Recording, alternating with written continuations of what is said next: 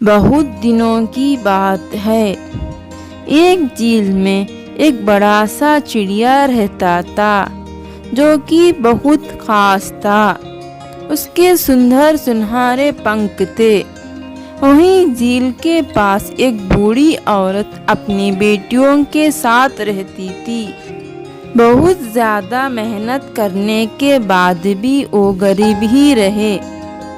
एक दिन चिड़िया ने सोचा, शायद मैं हर दिन एक सुनहरा पंख दे दूं ताकि ये महिलाएं इसे बेच सके और जीने के लिए पर्याप्त पैसा हो।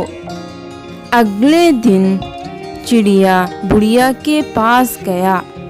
उसे देखकर बूढ़ी औरत ने कहा, मेरे पास तुम्हें देने के लिए कुछ नहीं है। लेकिन ऐसा कहने पर चिड़िया ने कहा, लेकिन मेरे पास तुम्हारे लिए कुछ है। और समझाया कि वो क्या कर सकती है।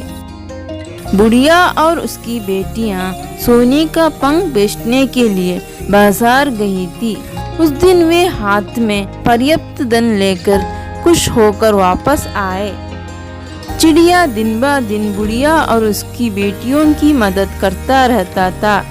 बेटियां चिड़िया के साथ खेलना पसंद करती थी और बरसात और ठंड के दिनों में उसकी देखभाल करती थी। जैसे जैसे समय बीतता गया, बूढ़ी औरत और लालची होती गई। एक पंख उसकी मदद कैसे कर सकता है? जब कल तक चिड़िया आ जाए तो हमें उसके सारे पंख तोड़ देने चाहिए।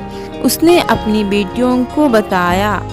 ऐसी बात सुनने पर बेटियों ने उसकी मदद करने से इनकार कर दिया। अगले दिन बुढ़िया ने चिड़िया के आने का इंतजार किया। जैसे ही चिड़िया आया, उसने अपने अगले हिस्से को पकड़ लिया और पंखों को तोड़ना शुरू कर दिया।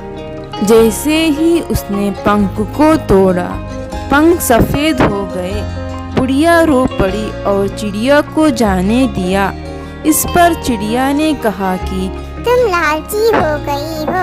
जब तुमने मेरी इच्छा के बिना मेरे सुनहरे पंख तोड़ दिए तो वे सफेद हो गए। इतना कहकर चिड़िया गुस्से में वहां से उड़ गया, फिर कभी नहीं दिखाई पड़ा।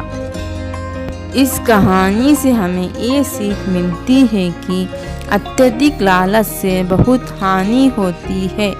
दूसरों से चोरी ना करना या स्वार्थ के लिए दूसरों से कामना करना अच्छा है। तो दोस्तों, इस कहानी को जरूर लाइक, कमेंट, शेयर और सब्सक्राइब करना ना भूलें। Thank you.